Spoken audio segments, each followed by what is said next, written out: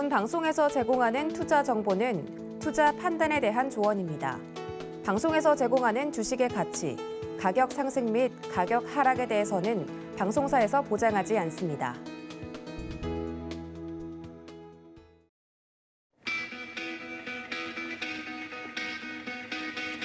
안녕하세요. 고수익 작전타임 진행의 이수연입니다. 어제 우리 증시가 다시 한번 하락장을 보였습니다. 코스피가 1% 넘게 하락하면서 턱걸이로 2,700선을 유지해주는 모습이었는데 러시아와 우크라이나 간의 긴장감이 고조되면서 전반적인 투자 심리가 위축되었다는 모습입니다. 코스피 대형주의 대부분이 하락하면서 시가총액이 하루 만에 29조 원이 증발하는 모습이었습니다. 또 이날 러시아의 대표 지수인 모엑스도 급락하는 모습이었는데 크림반도를 합병한 2014년 이후 가장 큰 낙폭인 10% 하락을 기록했습니다. 아시아 증시도 전반적으로 출렁었고요. 니케이 지수가 1.7% 하락, 항생 지수가 2.8% 급락하는 모습이었습니다. 또 이날 간밤에 뉴욕 증시도 3대 지수가 일제히 하락하는 모습이었습니다. 자세한 마감 상황 체크하고 오시죠. 네, 3대 지수 일제히 1%대 조정이 나왔습니다. 다우존스 지수가 1.42% 하락하면서 34,596선에서 거래 마쳤는데요. 장중에는 600포인트 이상 하락하는 모습이다가 낙폭을 조금 줄이면서 482포인트 하락으로 거래 마감했습니다. 나스닥 지수 1.2% 떨어졌습니다. 13,381선에서 거래 마쳤고 최근에 지금 지정학적인 리스크가 좀 긴장이 되다 보니까 이 10년물 국채 금리가 하락하는 모습이 나타나고 있는데 그럼에도 불구하고 기술주 중심의 나스닥도 1%대 하락이 나왔습니다. S&P 500 지수 1% 떨어지면서 4,304선에서 거래 마쳤습니다. 다음 장 보시죠. 네, 주요 기술주 흐름도 보겠습니다. 애플이 1.8% 가까이 떨어진 2.98포인트로 거래를 하락하면서 거래를 마쳤는데 어제장에서 5% 하락했고 오늘 추가적인 하락이 좀 나왔습니다. 164달러 선에서 거래 마쳤습니다. 마이크로소프트는 견고하게 흐름 유지해줬습니다. 0.07%대 소폭 하락하면서 287.72달러 선에서 거래 마쳤고요. 알파벳 A도 0.45% 소폭 하락하면서 2,596선에서 거래를 마감했습니다. 다음 장 보시죠. 네, 이번 장도 기술주들 좀 보겠습니다. 아마존 1.6% 가까이 하락했습니다. 3,000달러 선 지금 또 겨우 유지해주는 모습인데 어제장에서는 3,003.95달러 선에서 거래 마감했고요. 테슬라가 좀 빠졌습니다. 전기차의 대표 종목 테슬라 4% 이상 급락하면서 821.5달러 선에서 거래 마쳤고 우리 국내 개인 투자자 분들께서 좀 가장 많이 매입한 종목이다 보니까 이 테슬라 주가 흐름도 계속 체크해 드리도록 하겠습니다. 자, 세 번째 종목 엔비디아고요. 1.07% 하락하면서 233.90달러 선에서 거래 마쳤습니다. 다음 장 보시죠. 네, 이렇게 변동성이 좀 강하다 보니까 공포지수로 불리는 빅스가 3.8% 급등했습니다. 28.81포인트에서 거래 마쳤고요. 계속 27에서 28포인트 정도 이 선에서 거래가 좀 진행이 되는 상황입니다. WTI 가격은 계속해서 올라가고 있습니다. 어제 밤에는 3% 정도 급등 출발을 했는데 오늘 지금 마감 상태에서는 1% 이상 좀 상승분을 반납해준 모습이고요. 1.4% 상승한 92.35달러 선에서 거래 마쳤습니다. 안전자산 선호 심리도 계속 높아지고 있습니다. 0.4% 오른 1,907.40달러 선에서 거래 마감했습니다. 다음 특징주 보시죠. 네, 이날도 계속해서 실적이 발표가 됐습니다. 자, 홈디포가 좀 급락을 했는데 4분기의 실적이 월가 예상치를 뛰어넘는 이 주당 순이익 3.21달러를 발표했습니다만 그럼에도 불구하고 좀 급락하는 모습이었고 어제장에서는 홈디포의 급락이 이 지수의 하락을 이끌어내렸다라는 그런 전문가들의 분석이 있었습니다. 홈디포 8.85% 하락하면서 전일 대비 30포인트 이상 빠졌습니다. 자, 그리고 전 세계적인 입지를 가지고 있는 백화점 브랜드죠. 메이시스의 실적도 발표가 됐습니다. 자, 예상치를 좀 하회했고요. 4.98% 소폭 급락을 좀 했습니다. 24.42달러 선 거래 마감했습니다. 자, 다음으로는 미국의 대표적인 교재 기업이죠. 티커명은 HMHC고요. 원래 기업명은 허프튼 미플린 하코트입니다. 이 사모펀드인 베리터스 캐피탈에 주당 21달러에 인수되는 것에 동의했다는 소식에 급등한 모습이었고 장전부터 거래가 좀 활발하게 이루어졌고 장 마감까지 상승분을 계속 유지해준 모습입니다. 15.3% 급등하면서 20.90달러 선에서 거래 마감했습니다. 다음 장 보시죠. 자, 이번 장도 좀 이슈가 있는 그런 종목들입니다. 태그나 7.1% 급등했는데요. 아폴로 글로벌 매니지먼트라는 사모펀드가 이 태그나를 주당 24달러에 인수하겠다라고 밝히면서 주가가 상승했습니다. 전일 대비 1.49포인트 올랐고요. 22.4달러 선에서 거래 마감했습니다. 자, 크리스피 크림은 월가가 실적의 최고치를 경신할 것이라고 예상을 했지만 예상치를 소폭 밑돌았습니다. 그럼에도 불구하고 실적이 좋게 나왔기 때문에 8%대 급등 나온 것으로 보이고요. 14.89달러 선에서 거래에 마쳤습니다. 자, 소파에는 소프트웨어 생산 업체인 테크니시스의 주식 1조 원어치를 사들이겠다고 밝혔습니다. 소파에는 앞으로 2025년까지 전망이 좀 불투명한 것으로 보이는데 이렇게 다른 기업의 주식을 좀 사들이면서 이런 상태를 좀 극복해 나갈 것으로 보입니다. 어제 장에서는 9.9% 급락하면서 10.26달러에서 거래를 마감했습니다. 다음 장 보시죠.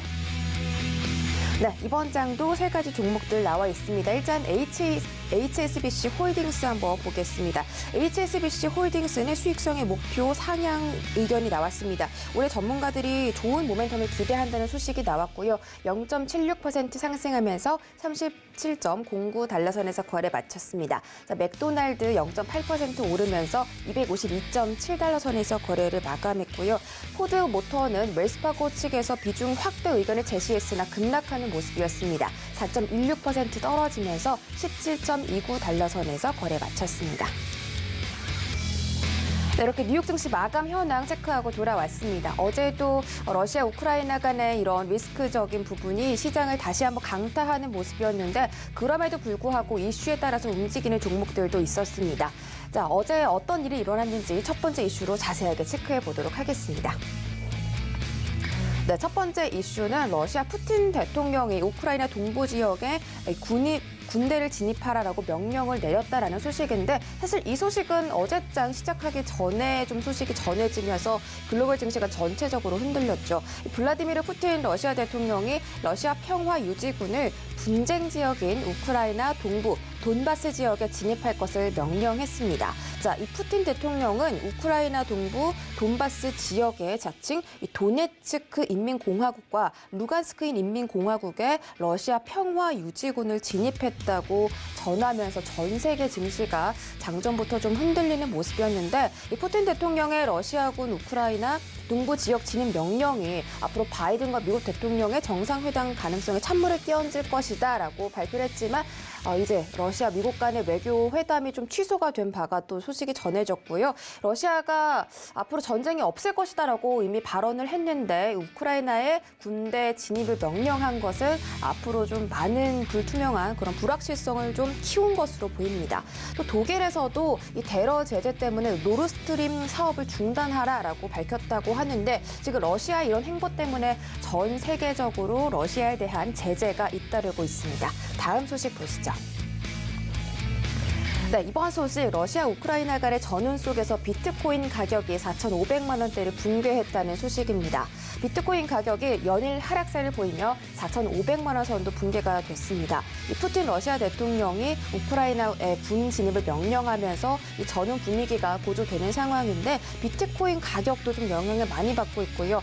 한때는 안전자산으로 분류가 됐던 비트코인 현재는 확연하게 위험자산 쪽으로 투자 심리가 좀 쏠리는 모습이고 위험자산 심리가 위축이 되다 보니까 비트코인 가격도 같이 좀 하락을 하고 있습니다. 자, 앞으로도 계속해서 이 비트코인과 암호화폐 가격들 체크해 드리도록 하겠습니다. 다음 장 보시죠. 네, 골드만삭스에서 이번 사태에 대한 이 증시 영향성에 대해서 의견을 내놨습니다. 우크라이나 사태 최악의 경우에 S&P 500 지수가 6% 이상 떨어질 것이고 또 유가는 13% 폭등할 수 있다고 내다봤습니다. 미국 뉴욕 증시의 간판 지수인 S&P 500 지수가 6% 급락할 수 있다는 건데요. 이 대통령의 날로 전날 추정했던 뉴욕 증시는 우크라이나 불안이 한꺼번에 쏟아지면서 유럽과 일본 증시를 좀 강타를 했습니다. 그래서 이제 미국 증시도 그에 대한 영향을 좀 거세게 받을 것으로 봤는데 다행히 어제는 좀 1%대에서 거래를 마감한 모습이고 앞으로의 추가적인 하락이 있을지도 지켜보셔야겠습니다. 또 최악의 경우에는 이 루블이 달러 대비 10% 폭락하고 유가는 13% 폭등하면서 안전자산인 미국의 국채 10년 수익률은 27 베이시스 포인트 정도 뛸 수 있다고 골드만삭스가 경고를 했습니다. 자, 앞으로도 계속해서 이 WTI 가격과 러시아 루블 그리고 10년물 국채 금리까지 흐름을 체크해 드리도록 하겠습니다. 마지막 이슈 보시죠. 네, 이 이슈는 간밤에 나온 소식입니다. 바이든 대통령이 드디어 러시아에 대한 구체적인 제재에 나섰습니다. 우크라이나 침공이 시작됐다면서 러시아의 돈줄부터 좀 틀어막은 그런 소식인데요. 조 바이든 미국 대통령이 러시아 우크라이나의 침공이 시작됐다고 규정하고 러시아를 향한 첫 제재를 내놨습니다. 이날 우크라이나 침공의 시작이라고 노골적이다라고 좀 밝히면서 러시아에 대한 제재를 좀 시작을 했는데 러시아 최대 국책은행인 VEB 그리고 방산지원 특수은행인 PSB 2곳 그리고 이들의 자회사 42곳을 제재 대상에 올렸습니다. 만약에 이 제재 대상이 된다면 미국 내 이들 기업의 보유 자산이 동결되고요. 미국 기업이 또 이들과 거래하는 것까지 중단이 됩니다. 러시아 측에서는 좀 엄청난 제재가 되지 않을까 싶은데 미국의 이러한 제재 소식들이 러시아에 또 어떤 영향이 미칠지 추후 영향도 체크해 드리도록 하겠습니다. 네, 이렇게 뉴욕 증시 마감 현황부터 간밤에 일어난 이슈들까지 짚어보고 돌아왔습니다. 저희는 김민수의 작전 타임 시간으로 넘어가서 더 자세하게 이슈들 다뤄보도록 하겠습니다. 레몬 리서치 김민수 대표와 함께합니다. 어서 오세요. 네, 안녕하십니까. 네, 반갑습니다. 자, 어제도 다양한 소식들이 좀 전해졌습니다. 오늘 계속해서 러시아, 우크라이나 간의 긴장감이 우리 증시에도 영향을 미칠 것으로 보이는데 이런 상황 속에서 안전자산에 대한 투자 그리고 위험자산에 대한 투자가 정말 확연하게 분위기가 좀 엇갈리고 있습니다. 금값도 최근에 1,900달러를 돌파하면서 계속 그 수준을 좀 유지를 해주고 있는데요. 우리 김민수 대표께서 이런 부분에 대해서 좀 체크해 주시죠. 네, 일단 지금 가장 또 눈여겨볼 수 있는 게 지정학적 리스크가 커지게 되면은 당연히 사람들이 위축이 되겠죠.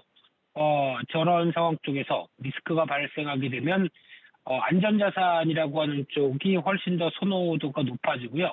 위험자산은 반대로 회피하는 현상들이 나오죠. 그래서 저희가 보통 알고 있는 안전자산이다라고 하게 되면 대표적으로 금이 있을 거고요. 그와 함께 달러 그리고 채권 요즘엔 환율 시장에서 일본 엔화도 약간 이제 안전자산 쪽으로는 이어지고 있는데 이런 흐름들 쪽에서의 변화가 눈길이 간다고 봐야 될 것 같고요. 반대로 그래도 위험자산이다라고 하게 되면 저희가 보통 얘기하는 주식부터 가상화폐도 요즘에는 그런 맥락으로 볼 수 있겠죠. 그런 그 흐름들로 봤었을 때 일단 금이 최근 들어서 또 부각을 받죠. 한때 금은 어떤 가상자산이 뜨겁게 또 부각을 받을 때 오히려 지금 금을 갖고 있을 때여야 돼. 차라리 그냥 코인 매매하면서 가지아를 외치는 게 훨씬 더 좋다라고 보면서 한때 외면을 했다가 최근 들어서 지정학적 리스크와 또 미국의 금리 인상과 같은 얘기들이 불러오면서 꾸준하게 올라오기 시작하면서 어느덧 이제 온스당 1,900달러도 터치하는 이런 상황들로 들어왔는데 그럼 여기서 이제 앞으로 금이 계속 부각을 받으면서 끌고 갈 것이냐라고 했을 때는 금의 본연적인 특성도 한번 생각을 해봐야 되겠죠. 왜냐하면 금은 그냥 상징적인 겁니다. 거기다가 엄청 반짝반짝 빛나고 그리고 뭔가 있어 보이고 하긴 하겠지만 이걸 가지고 효용은 전혀 없습니다. 쉽게 말씀드리면 이거 가지고 먹을 수 있나요? 못 먹고요. 어떻게 다른 가공을 통해서 교환의 수단 정도로는 이어갈 수는 있겠지만 이 자체적으로는 아무런 가치가 없을 수 있죠. 대표적으로 또 이를 통해서 뭐 배당이나 아니면 또 어떤 추가적인 흐름을 더 기대하기에는 아직까지는 그냥 대표적인 상징적인 수단, 그리고 또 어떤 다른 재화의 교환 수단 쪽으로 강조되다 보니까 이런 쪽에 대한 한정적인 변화는 이어간다고 보여지지만, 그럼에도 불구하고 이런 어떤 일정학적 리스크 쪽에서는 부각을 받는데, 하지만 또 하나 생각해 볼 수 있는 부분들이 불확실성이 해소가 된다. 그러니까 아마 지금 나오고 있는 우크라이나 사태가 뭐 빠르게 어떤 국면이 전환되기는 좀 힘들겠죠. 계속 아마 러시아도 그렇고 전쟁을 원하지 않는다라고 했던 부분들이나, 한다고 한들 오히려 실익이 무엇일까라고 봤었을 때 아마 또 그와 관련된 나토와 연결되어 있는 유럽 국가나 또 심지어 미국까지도, 미국은 또 약간 다를 수는 있겠죠. 어느 정도 전쟁 리스크를 좀 격화시켜서 얻을 수 있는 측면들, 경제적 측면들은 어떻게 보면 미국이 가장 높지 않을까요? 라고 생각은 할 수 있겠는데, 이제 그를 떠나서 전반적인 전면전의 충돌은 가능성이 낮다라고 보여지게 되면, 그러면 이제 지정학적 리스크가 점진적으로 해소됐을 때 지금 같은 금가격이 유지를 할 수 있겠느냐, 한쪽에 대해서는 아직 어떻게 보면 의문이다라고 봐야 될 부분들이고요. 오히려 그때는 빠르게 위축됐던 위험 자산이 오히려 부각을 더 받을 수가 있겠죠. 이런 어떤 시속 게임이 나올 수가 있는 상황들 쪽에서 아무래도 지금같이 또 금리 인상 기조가 들어간다라고 하게 되면 또 약간 금이 회피될 수 있을 가능성들, 또 하나 경기가 안 좋을 때 또 금이 부각을 받는데, 경기가 이제 최근 들어서 작년에 너무 좋았기 때문에 거기서 나오고 있는 기저효과와 함께 좀 과열을 시키는 구간이 나온 뒤에 다시 팽창세로 간다라고 하게 되면 금이 또 메리트가 떨어질 수가 있겠죠. 그렇기 때문에 지금은 부각을 받지만 이런 기조가 계속 앞으로도 이어질 것인가, 이 부분은 좀 더 체크해야 될 것 같습니다. 네, 안전자산 선호 심리에 대해서 좀 자세하게 설명을 해드렸습니다. 자, 그동안의 경제에 대한 증시 영향이 굉장히 상당했는데, 안전자산과 이 위험자산에 대한 투자자들의 심리가 확연하게 좀 엇갈리고 있는 그런 시점이 아닌가 싶습니다. 그래서 앞으로 패러다임이 좀 바뀐다는 의견도 있는데 어떻게 생각하고 계십니까? 네, 바뀔 수밖에 없고요. 바뀌어야 되겠죠. 그래서 일단 지금 금을 바라보고 있는 입장은, 첫 번째가 인플레이션과 관련된, 즉 금을 바라보고 있는 입장이 지정학적 리스크가 완화가 됐느냐 여부가 첫째 같고요. 또 하나 이제 인플레이션 압력이 피크를 쳤느냐 여부도 중요할 것 같습니다. 어떻게 보면 계속 지정학적 리스크 때문에 한 번 더 강하게 유가나 원자재 가격들의 부각이 계속되고 있는데, 이게 지금 계속 유지가 될 것이냐라고 하는 부분들은 아직은 또 그렇게 장담하기가 좀 힘들겠죠. 그런 쪽에서 오히려 이 인플레이션 압력이 피크를 치고 내려오기 시작한다라고 하게 되면, 또 거기다가 이번에 글로벌 리오프닝이 또 시작하면서 그동안 또 오미크론 때문에 제대로 이어가지 못했던 어떤 대부분의 공장이 가동을 다시 시작을 하고, 이 어떤 글로벌 공급 부족이 해소가 되기 시작한다라고 하게 되면 조금 더 변화된 모습들을 기대할 수가 있겠죠. 그런 흐름들과 함께 또나 어떤 앞서 말씀드렸던 경기가 돌아가기 시작한다라고 하게 되면 오히려 이런 부분들이 어떤 위험자산 쪽에 대한 선호 심리를 좀 더 바꿀 수 있겠다라고 보여지고 있는 상황이기 때문에, 아마 지금 어느 정도 어떤 안전자산 쪽의 포지션을 갖고 계신 분들은 해당이 안 되겠지만, 그래도 지금 신규로 여기 뛰어들어서 앞으로 이제 금이 대세라고 하는데 계속 올라가는데 베팅을 할까라고 생각하게 되면, 그 부분은 단기적으로 좀 고점일 수도 있는, 전략적으로 좀 안 맞을 수가 있는 상황이라고 봐야 될 것 같고요. 그러다 보니까 지금은 차라리 그동안 상대적으로 많이 밀렸던 위험자산 쪽에 대한 선호가 바뀔 가능성을 생각하면서 그를 챙겨보는 전략들이 더 낫지 않나. 하지만 바로 빠르게 이어지기보다는 서서히 지정학적 리스크가 해소되는 관점 쪽의 변화들을 같이 또 챙겨봐야 되겠죠. 네. 네, 지금 위험자산들의 이 가격들이 굉장히 많이 상승을 한 상태인데 앞으로는 낙폭이 과대가 발생한 위험자산들의 그런 수급도 다시 한번 좀 체크를 할 필요가 있고 앞으로 이런 리스크가 좀 해소가 된다면 다시 수급이 위험자산으로 들어오지 않을까 싶습니다. 자, 이런 부분에 대해서 말씀 들어봤고요. 두 번째 이슈도 체크를 해보도록 하겠습니다. 지금 계속해서 연준의 금리 인상과 긴축에 대한 이슈가 조금은 지금은 묻힌 상황인데 그래도 저희가 체크를 해봐야겠습니다. 이제 3월 금리 인상이 코앞으로 다가오면서 과연 0.25%포인트냐, 0.5%포인트냐를 두고 좀 아직도 전문가들이 좀 의견을 분분하게 나누고 있는 상황이고요. 또 연준의 대차대조표 축소도 하반기가 아니라 상반기로 앞당겨질 것이다라는 이슈도 있습니다. 어떻게 보고 계십니까? 네, 금리가 올라가는 속도도 상당히 중요하게 봐야 되겠죠. 이게 미치는 여파도 어떤 중요한 상황이기 때문에 관심 있게 본다고 하더라도 일단 지금 긴축 속도의 중요성에 대해서는 과거 여러 가지 데이터들도 많이 나오고 있는데 최근에 나온 데이터까지 보게 되면은 긴축을 좀 느리게 했다. 즉 쉽게 말씀드리면 금리 인상이 뭐 50bp 뭐 2번 하고 올해 빠르게 한 기존의 코로나19 전에 나왔던 1.75까지 빠르게 올라간다라고 하는 게 아니라 오히려 시장의 흐름을 대응을 하겠다는 관점 쪽에서 혹시 뭐 25bp씩 꾸준하게 올리든가 좀 쉬었다가 올리든가라고 하는 속도가 만약에 이렇게 강하지 않았을 경우에는 S&P 500 같은 경우는 느린 금리 인상이다라고 했을 때 오히려 한 10% 이상 상승했다는 데이터가 나와 있고요. 하지만 오히려 빠르게 금리 인상을 했다라고 하게 되면 S&P 500은 한 2.7% 하락했다라고 보다 보니까 시장의 반응들도 이를 또 그대로 반영돼서 이어갔다고 봐야 될 것 같고요. 여기서 이제 중요한 부분들이 제가 또 추가적인 그 긴축의 압박을 볼 수 있는 단어 중에 하나가 QT죠. 즉 긴축과 관련돼서 또 하나로 요즘 떠오르고 있는 대명사고 거기다가 얼만큼 대차대조표 축소를 통해서 유동성을 또 흡수를 하느냐라는 부분들도 상당히 중요하게 봐야 될 부분 같은데 일단 연준에서 지난 FOMC 회의에서 의사록에서 밝혔던 내용들을 보게 되면 QT를 아직 언제 실행할지 어떻게 대응할지는 정확하게 결정해진 것이 없고 분위기 봐서 하겠다라고 얘기를 했습니다. 그러다 보니까 저희가 너무 앞서갈 필요는 없지 않을까 싶지만 하지만 연준을 지금 믿을 수 있는 단계가 아닌 상황이죠.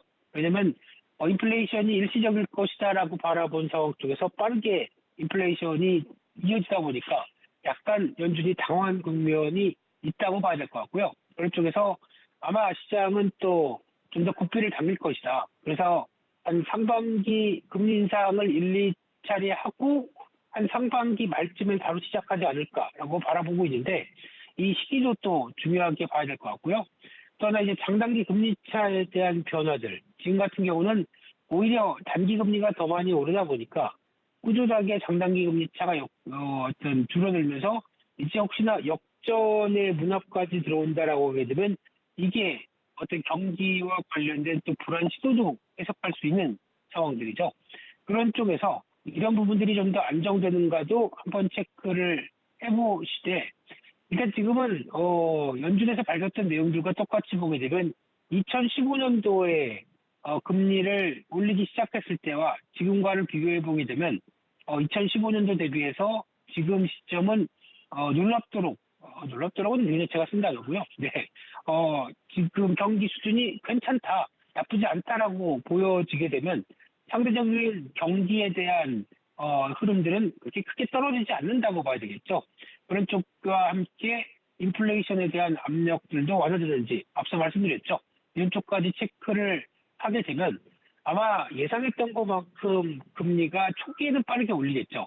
하지만 약간 상반기를 넘어가면서부터는 물가의 압력들이 그렇게 크지 않다라고 하게 되면 거의 예정된 수준 정도로만 올리지 않을까라는 쪽도 생각을 해볼 필요가 있다고 생각됩니다. 네, 그렇다면 가장 중요한 것은 앞으로의 계속 이 물가지수 체크가 되겠습니다. 앞으로도 인플레이션이 어디까지 좀 급등을 하는지 보면서 연준의 정책 방향성을 한번 짚어보도록 하겠습니다. 자, 오늘자 투자 전략도 좀 세워보도록 할 텐데 어제는 아시아 증시가 좀 전반적으로 하락했습니다. 특히 코스피 지수에서는 이 시가총액에 대한 매도세가 상당했는데 어제 코스피 시총 10위까지 중에서 9위 종목들까지 전부 다 좀 하락하는 모습이었습니다. 어떤 대응책이 필요할까요? 네, 일단 지금 우크라이나 관련된 지정학적 리스크를 많이 또 보고 있는데, 이제 더 중요한 거는 그동안 미국 시장이 이럴 때부터 급하게 하락했었죠. 그래서 이런 총합체적인 느낌 쪽에서 미국 증시가 안정을 받아야 국내 증시나 어떤 다른 글로벌 안전자산에 대한 좀 관심이 다시 높아질 수 있다라고 하게 되면 오늘과 같은 이제 미국 증시가 안정받는 모습들 확인해야 될 것 같고요. 게다가 또 지금 실적 발표 시즌에 나오고 있는 흐름들 계속 체크를 하되 일단 지금은 시장 전반적인 리스크와 관련된 쪽은 어느 정도 관리를 하면서 미국 시장이 어느 정도 바닥에서 벗어나서 터닝하는 거를 보고 그 다음에 대응하는 게 가장 좋겠다라고 봐야 될 것 같고요. 지금은 시장의 지지권들을 먼저 확인하고 대응하는 전략적인 부분들이 더 필요하다. 이렇게 강조를 드리겠습니다.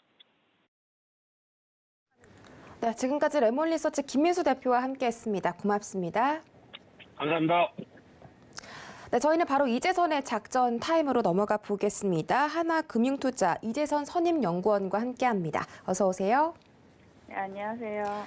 네, 반갑습니다. 저희 첫 번째 키워드 확인하고 갈게요. 네, 첫 번째 키워드는 지정학적인 리스크에 대한 대응 방법입니다. 러시아, 우크라이나 간의 긴장감이 2주 정도 가까이 좀 이어져 오고 있습니다. 지금 투자자들의 피로감도 좀 상당할 텐데 아무래도 지수나 종목들이 전체적으로 하락세가 나타나다 보니까 좀 이런 손해를 감수하면서 포트폴리오를 좀 정리하고 또 매도를 하시는 분들이 좀 많이 늘어나고 있습니다. 앞으로 다시 이 주식시장이 올라온다면 지금이라도 좀 저가 매수를 좀 해놓는 게 좋은지 그런 상황들 체크해 보면 좋을 텐데요. 어떤 의견 가지고 계십니까? 네, 결론부터 말씀드리자면 시장은 점차 이 해당 이슈에 대해서 학습 효과 구간에 진입을 하면서 사실상 그 예전 대비의 변동성이라든지 큰 폭의 조정폭은 길어지지 않을 거라는 생각이고요. 일단 지금 현재 상황을 말씀드리자면 푸틴 같은 경우는 의회 파병 요청을 했고 친러 분리주의 공화국의 독립을 승인했습니다. 미국과 서방 유럽 국가 같은 경우는 경제 제재로 대응하는 양상을 보여주고 있고요. 흔히 얘기하는 시나리오별 그 리스크를 좀 점검을 할 필요가 있는데 일단 베이스 시나리오 같은 경우는 지금 상황, 러시아와 미국 간의 지정학적 텐션이 지속되는 상황을 조금 베이스 시나리오로 잡아야 될 것 같습니다. 그렇게 된다면은 사실 뭐 단기 위험 자산 가격 매력도는 조금 하락을 할 것 같지만요.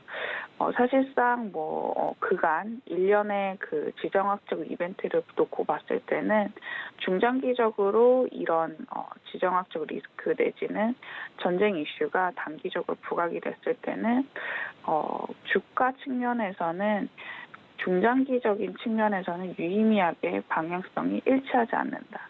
영향력은 점차 낮아진다라는 것은 역사적으로 이벤트를 통해서 확인이 됐었고요. 어제자 미국 증시만 보더라도 우크라이나에서의 무력 충돌 가능성이 확산된 여파로 하락 출발을 했지만 반발 매수세에 또 상승을 하기도 했습니다. 아직까지는 헤드라인 뉴스에 조금 민감한 반응이지만요. 일단 바이든이 예상보다 양호한 제재를 이제 부과를 했고요. 외교적인 해결을 계속해서 언급을 하고 있기 때문에 증시의 낙폭이 또 축소되는 양상을 보이고 있습니다. 우리나라 경제에 미치는 영향력 또한 아직까지는 제한적이라고 보여지고 있고요. 일단 에너지 수입국이긴 하지만 그 러시아에서 수입하는 에너지 비중이 그렇게 크지만은 않은 상황입니다. 유럽에 대비해서요. 뉴스에 영향을 받겠지만 그 워스트 시나리오인 글로벌 국지전으로 이어가고 또 이제 무력 충돌이 각 나라별로 이어지지 않는 한 시간이 지날수록 우크라이나 사태에 대해서 증시도 그렇고요. 세계 이슈 자체가 영향력이 높아질 거고 특히 이제 우리나라 같은 경우는 워낙 그 펀디멘탈들이 많이 빠졌고 조정폭이 심화가 됐기 때문에 본질적인 문제로 어느 순간에 회귀를 할 거다라고 생각을 하고 있습니다. 네, 외교적인 제재가 가해졌지만 예상보다는 그렇게 큰 제재가 아니었고 또 해결 방법도 계속 좀 나오고 있기 때문에 앞으로 리스크가 해소가 될 수 있다라는 그런 희망적인 전망을 주셨습니다. 두 번째 키워드도 확인하시죠. 네, 두 번째 키워드는 리오프닝주에 대한 전략입니다. 어젯밤 9시까지 전국에서 코로나 신규 확진자가 무려 15만 명을 돌파했다는 소식인데 앞으로 16만 명까지 오늘 아침에 좀 발표가 될 수 있다는 상황이 나오고 있고요. 그럼에도 불구하고 치명률이 계속 낮아지고 있기 때문에 정부 측에서는 이제 코로나19 출구 초입에 들어갔다라고 언급하기도 했습니다. 이렇게 리오프닝에 대한 기대감이 다시 높아지면서 노마스크 시대의 희망도 좀 열리고 있고요. 그래서 코로나19 리오프닝 관련주에 대한 관심도 상당히 좀 높아지고 있는데요. 어떤 대응 방법 가져가면 좋을까요? 네, 중장기적인 테마로는 진짜 리오프닝이라면 관련된 내수주들 일단 압축적으로 한번 살펴볼 필요가 있다. 지금 시점에선 그렇게 보고 있고요.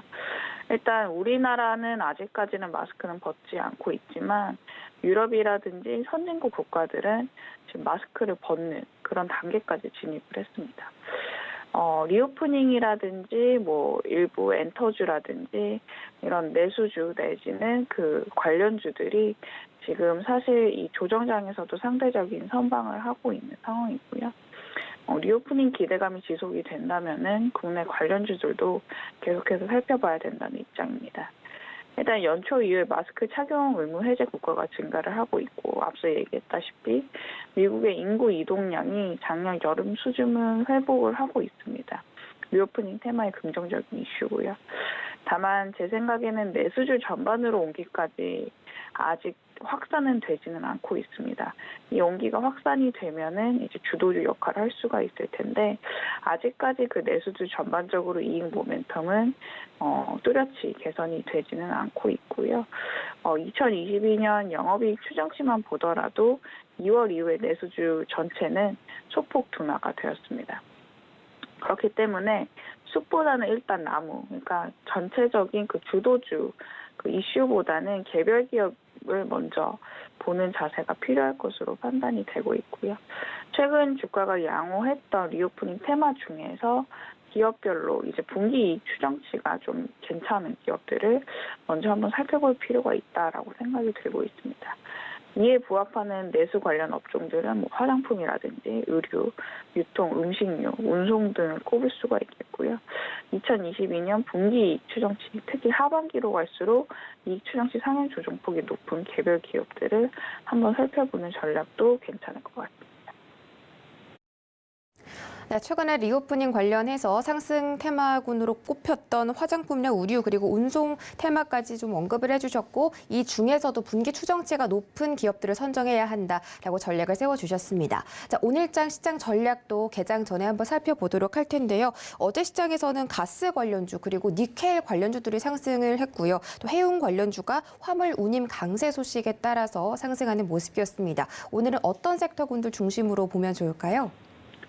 일단 전반적인 지수 레벨트에서는 아직까지 우크라이나와 러시아 이슈에 민감하기 때문에 변동성이 어느 정도 있을 것으로 예상이 되고 있고요. 특히 어제자 같은 경우는 원자재 가격이 아직까지 좀처럼 하향 안정화되는 흐름을 보여주지 않고 있습니다.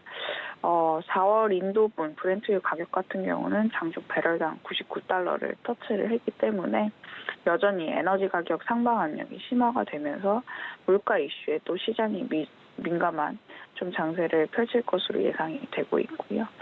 물론 이제 러시아와 우크라이나 이슈 같은 경우는 지금 외교적 해법을 통한 해결을 모색하려는 움직임도 남아 있습니다. 그렇기 때문에 시장 자체는 전면전까지 이어질 가능성은 낮게 보고 있을 것 같고요. 국제적인 마찰음은 당분간은 지속될 것으로 보여지지만 다만 이제 매도하는 그런 스탠스보다는 여전히 보유 종목을 보유하는 자세가 필요하다라고 생각이 들고 있습니다. 이 지정학적 리스크 이외에도 3월에 50bp 금리 인상 가능성은 점차 줄어들고 있는 상황이고요. 일단 계속해서 말씀드렸다시피 EU나 선진국들은 리오프닝을 먼저 시작을 했기 때문에 글로벌 증시 같은 경우는 이에 맞춰서 또 관련된 업종들이 조금 상대적으로 약진할 것으로 예상이 되고 있고, 우리 증시 또한 이러한 맥락을 좀 같이 가져갈 것이다라고 생각이 들고 있습니다. 네, 글로벌 증시의 긍정적인 분위기, 우리 증시도 함께했으면 좋겠습니다. 지금까지 이재선 선임연구원과 함께했습니다. 고맙습니다. 감사합니다.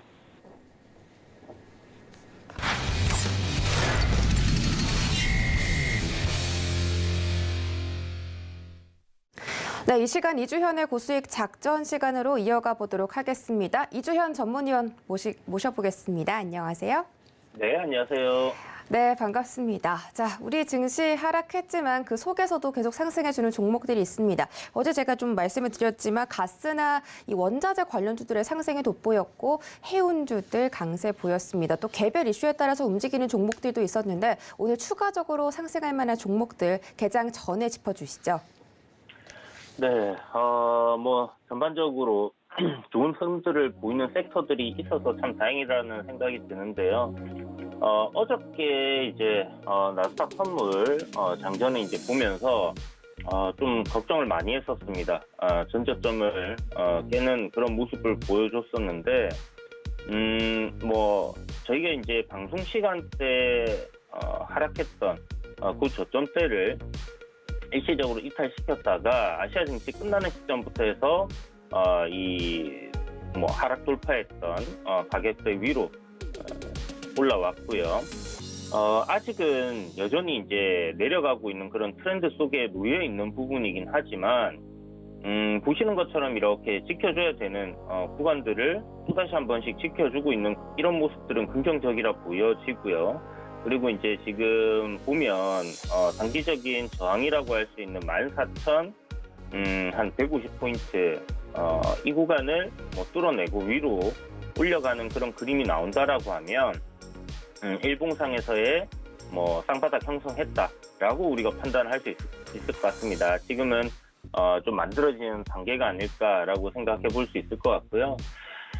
선물은 조금 더 빠르게 선행이 되는 흐름도 있고 변동성이 크다 보니까 전저점 구간을 먼저 이탈시키는 경우들도 분명히 발생합니다. 그런데 우리 그 다우존스 흐름을 보게 되면 여전히 장기 추세대를 이제 이탈시키고 내려가는 그런 흐름 속에 있긴 하지만 아직은 전저점 구간을 이탈을 하지 않았다라는 부분입니다. 근데 언제 이탈할지 알 수가 없는 상황이고, 다만 기술적으로 봤을 때는 이런 전저점 구간대를 아직 이탈하지 않은 상황에서 거래대금이 이렇게 이제 좀 상승하고 있는 부분들 이런 거는 조금 긍정적으로 볼 수 있겠죠.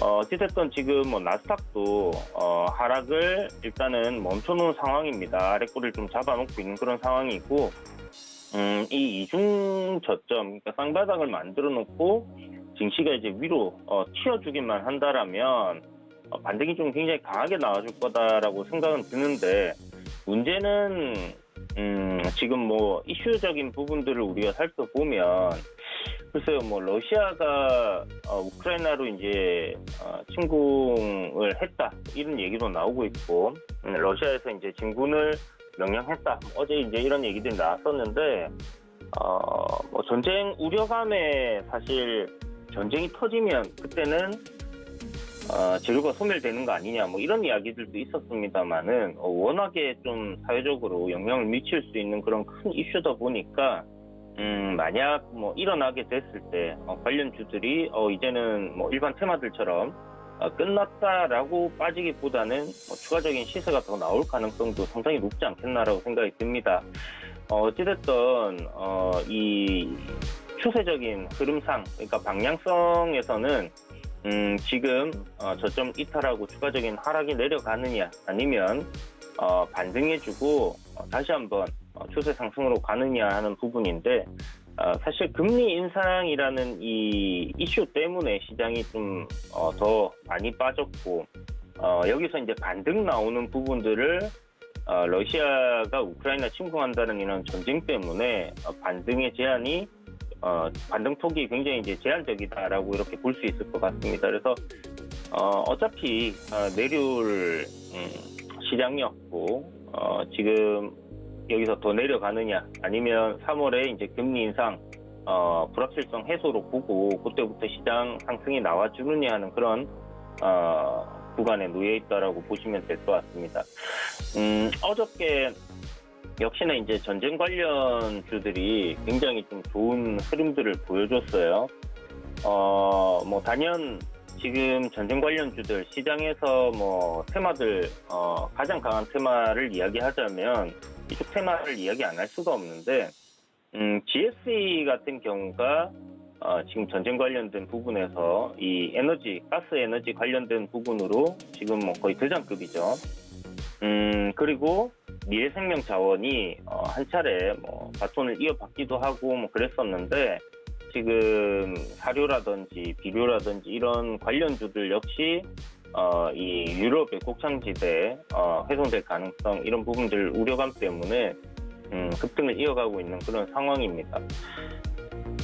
어제 이제 뭐 1등주, 2등주, 3등주 할 것 없이 정말 강하게 불을 뿜어준 섹터가 바로 이제 이 에너지, 그 다음에 이 식량난, 그리고 뭐 비철금속 관련주들, 알루미늄들도 이제 다 같이 올랐던데 요 하나의 묶음으로 보시면 될 것 같아요. 물론 자잘하게 나눈다라면 뭐 3가지, 4가지 이렇게 나눌 수 있겠지만 그렇게까지 나누기보다는 지금 이 전쟁이라는 이슈 하나로 이쪽 저쪽 수혜가 예상되는 그런 섹터들 모두 다 움직이고 있는 부분이다라고 생각을 하고요. 그에 따라서 뭐 대장주 GSE 하나, 그 다음에 뭐 2등주 미래생명 자원 같은 경우 2등주로 두고, 그 다음에 뭐 중앙에너비스라든지 팜스토리라든지 이런 종목들을 부대장급으로 이렇게 두고 보시면 좋을 것 같습니다. 그래서 일단 대장주가 만약 경고가 걸린다든지 이렇게 될 경우에는 부대장이 다음 날은 뭐 시세를 낼 수 있고 이런 식으로 좀 생각을 해서 접근하시면 좋을 것 같은데 이미 뭐 단기 과열이 걸린다든지 이런 작업은 다 끝난 것 같습니다. 거래량을 워낙 많이 키워놓은 상황이기 때문에 그래서 이쪽이 추가적인 상승 흐름들이 이어질 수 있다라고는 생각이 들지만 문제는 이제 이 전쟁 관련된 이슈라든지 이런 부분들 다음날 갑자기 뭐 푸틴 대통령과 바이든이 악수를 하면서 뭐 화면에 나오게 될 경우에는 뭐 한가도 각오를 하고 들어가야 되는 그런 종목이다라는 부분들 이런 걸 좀 생각을 해두시고요. 대선 테마들이 지금 뭐 지지율이 왔다 갔다 하면서 조금씩 올랐다 내렸다 하는 그런 흐름들을 보여주고 있습니다. 다시 말씀드리지만 추세적으로 내리막길을 이렇게 가고 있는 종목은 건드리지 마세요. 특히나 대선주들 같은 경우는 아무리 바닥 근처까지 내려왔다라고 하더라도 가급적이면 건드리지 않는 게 여러분들이 주식을 오래 하시는데 아마 도움이 되지 않겠나 싶습니다.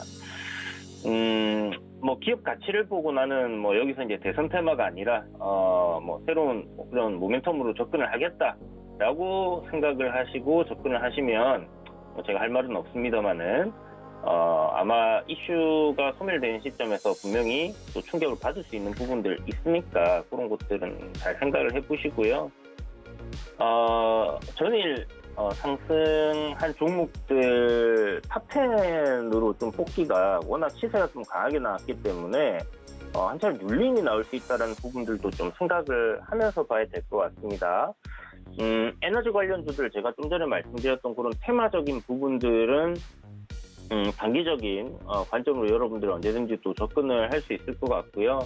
아까 전에 이제 말씀해 주셨던 뭐 해운주 괜찮은 흐름 보여주고 있는데 좀 추세적으로 의미 있는 전환이 이루어질 수 있는 그런 모습을 일단 이 해운주들 중에서 대장이라고 생각할 수 있는 흠슬라가 만들어가고 있다라는 겁니다. 그래서 지금 저항 자리도 다 돌파를 해놨고요.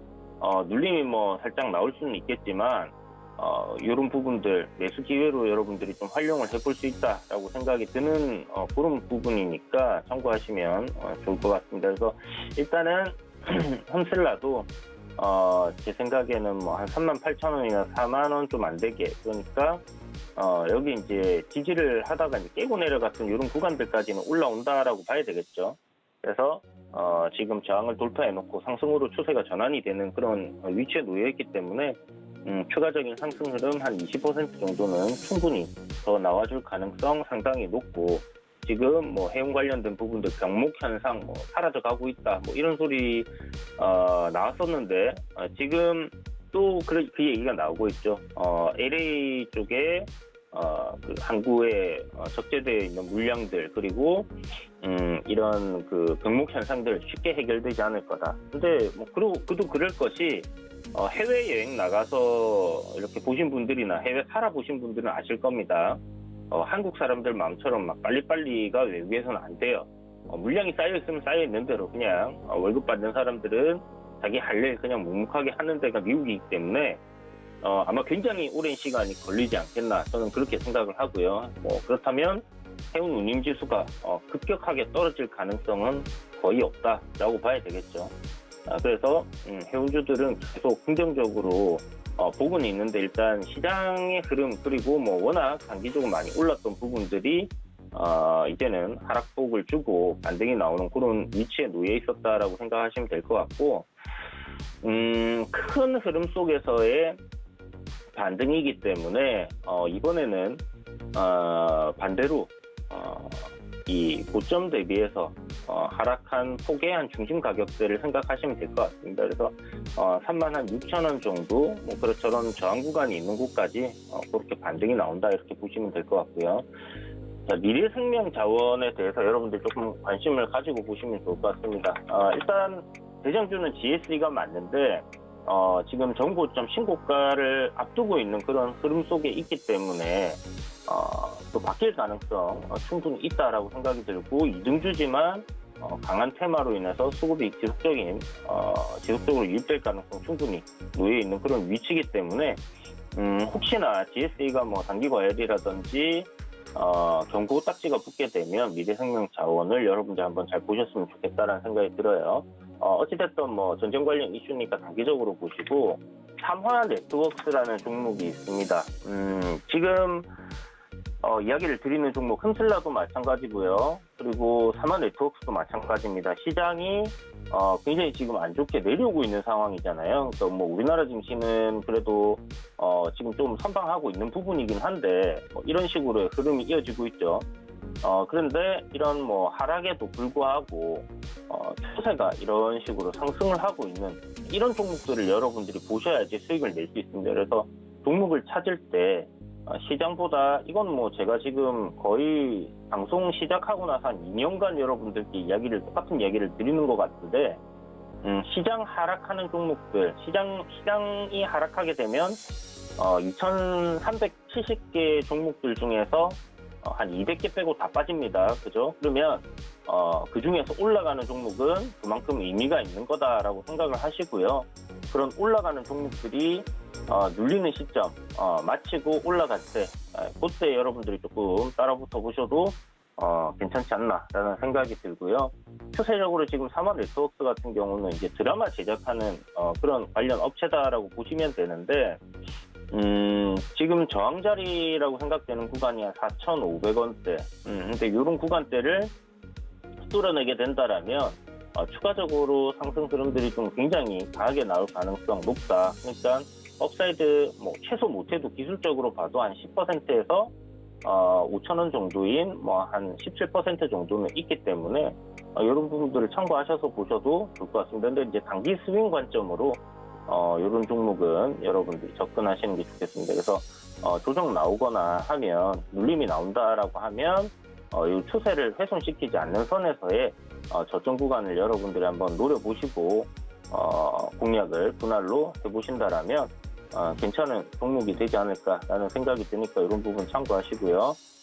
뭐 시장이 반색을 해서 올라가는 그런 흐름들이 나온다라고 하면 결국 실적적인 부분들에서 부담이 없는 그런 종목들, 지금 3월부터는 상패 시즌이라 봐야 되는 부분이기 때문에 소형주들이 적극적으로 움직이기에는 그런 부담감들이 조금 있다라고 생각하시고 여러분들이 접근을 하시는 게 좋겠다 이런 생각이 드니까요. 그리고 반등 시에는 항상 말씀드리지만 현금 비중을 확대하고 시장이 어떻게 될지 모르는 그런 불확실성에 내 돈이 다 들어가 있으면 안 됩니다. 그래서 현금이 없는 분들은 현금을 좀 챙겨놓는 그런 반등으로 활용을 하시면 좋을 것 같고요.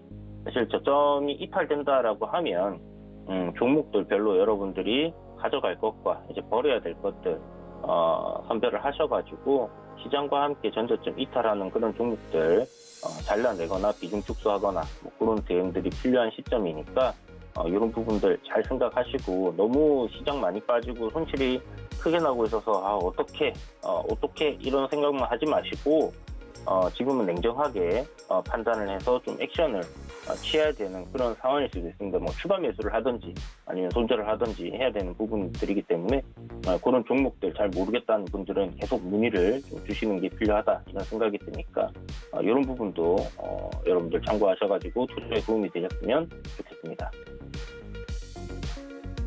네, 지금은 글로벌 불확실성이 해소될 것이냐 아니면 심화될 것이냐는 이 번곡점에 놓여 있는 것 같고요.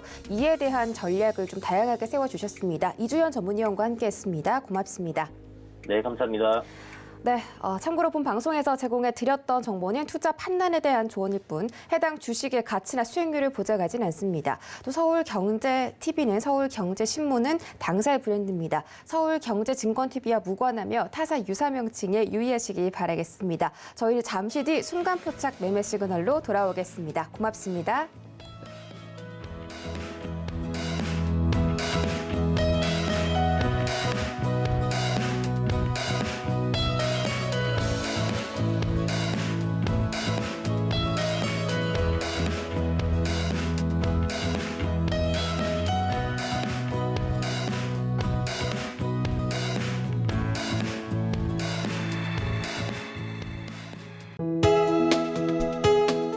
본 방송에서 제공하는 투자 정보는 투자 판단에 대한 조언입니다. 방송에서 제공하는 주식의 가치, 가격 상승 및 가격 하락에 대해서는 방송사에서 보장하지 않습니다.